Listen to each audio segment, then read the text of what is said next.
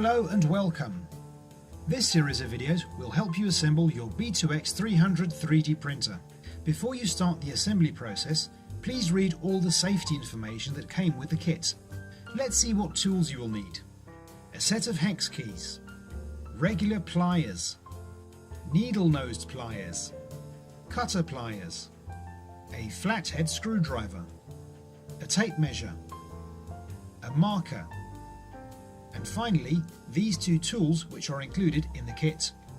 You should always read the manual and follow the order shown in it to assemble the 3D printer's components.